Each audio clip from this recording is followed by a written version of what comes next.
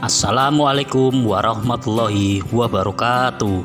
Tabik pun, salam sehat dan bahagia. Perkenalkan, saya Rahmat Widianto, calon guru penggerak angkatan 6 dari SMP Negeri 4 Natar, Kabupaten Lampung Selatan. Bapak Ibu guru hebat, dalam kesempatan ini saya akan memaparkan koneksi antar materi modul 1.2 tentang nilai dan peran guru penggerak. Setelah saya menjalani pembelajaran dari modul 1.1 hingga modul 1.2 ini, berikut adalah hal yang menjadi pembelajaran bagi saya. Pada poin peristiwa, momen yang paling penting atau menantang bagi saya dalam proses pembelajaran modul 1.1 hingga modul 1.2 adalah yang pertama, yaitu ketika melakukan aksi nyata modul 1.1, di mana merupakan penerapan filosofi pendidikan Ki Hajar Dewantara. Yang kedua adalah ketika mempelajari nilai dan peran guru penggerak, baik melalui LMS dan eksplorasi konsep bersama fasilitator, juga ketika elaborasi pemahaman bersama dengan instruktur.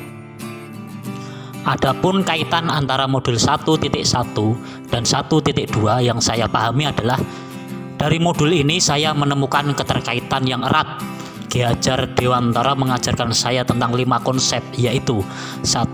Konsep menuntun, 2. Konsep petani, 3. Konsep bermain, 4. Konsep budi pekerti, 5. Konsep menghamba pada anak. Kelima konsep ini menurut saya sangat terkait dengan nilai-nilai guru penggerak, yaitu yang pertama, konsep menuntun terkait erat dengan nilai mandiri. Agar guru dapat memberikan tuntunan yang baik kepada muridnya, maka guru harus dapat menuntun dirinya sendiri dalam meningkatkan kompetensi diri secara mandiri. Guru menuntun anak mengembangkan potensi diri mereka sesuai kodrat alam dan kodrat zaman. Berarti guru mengajarkan anak untuk mandiri dalam bertindak, bukan bertindak atas kehendak orang lain. Yang kedua, konsep petani terkait erat dengan nilai inovatif. Guru diibaratkan sebagai seorang petani yang menanam padi dengan segala upaya agar padi dapat tumbuh dengan baik.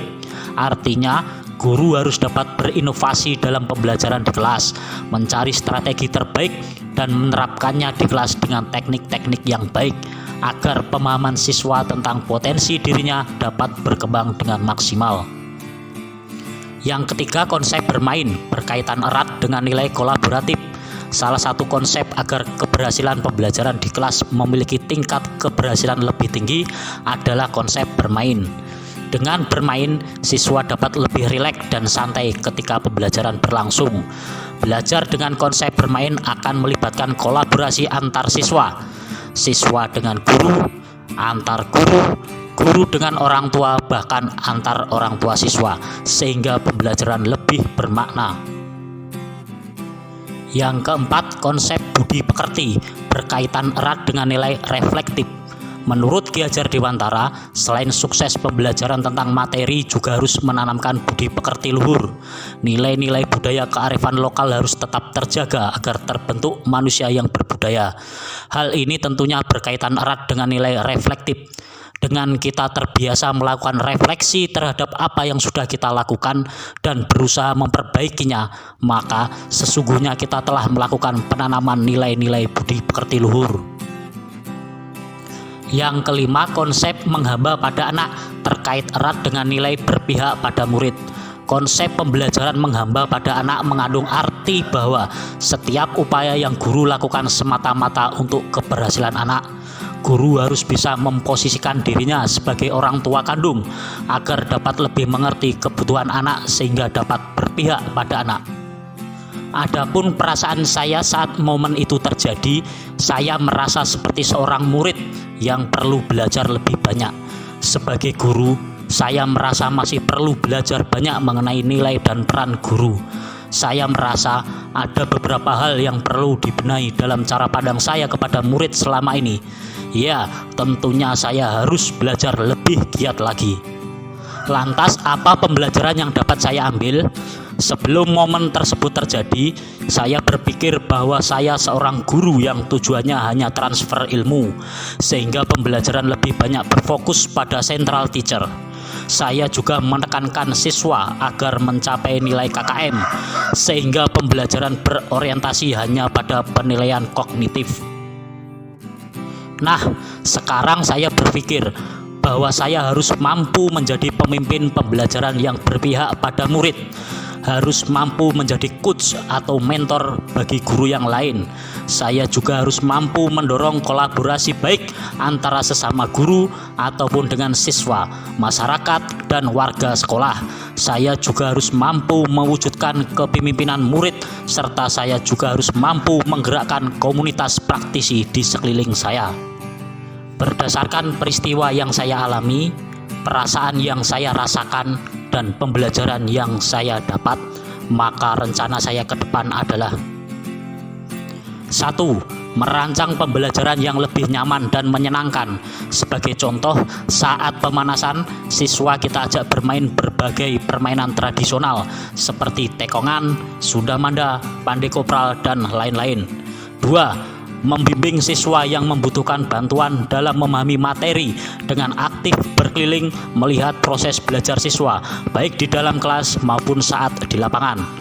3. Berusaha meningkatkan kompetensi diri dengan aktif mengikuti komunitas MGMP, diklat pengembangan diri, dan berdiskusi meminta pendapat dengan teman sejawat. 4. Menjadi teladan bagi siswa untuk selalu menjunjung tinggi kedisiplinan, jujur dalam bertindak, tanggung jawab dengan tugas, dan kemandirian dalam beraktivitas. 5. Menanyakan kepada siswa dengan membagi lembar angket apa kekurangan dan kelebihan yang mereka dapatkan setelah pembelajaran dan apa harapan mereka selanjutnya. 6. Meminta teman sejawat secara periodik untuk melihat proses pembelajaran yang saya lakukan dan meminta pendapat serta saran untuk perbaikan pembelajaran saya berikutnya.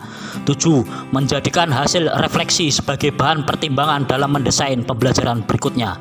8. Mengajak teman sejawat khususnya sesama guru olahraga untuk berkolaborasi dalam pembuatan alat peraga alternatif agar pembelajaran lebih efektif dan efisien.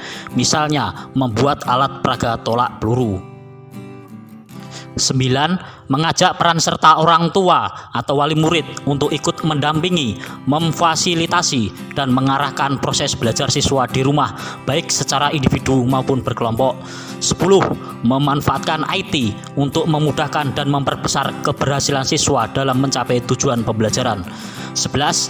Membuat alat peraga atau alat bantu pembelajaran agar pembelajaran lebih efektif dan efisien.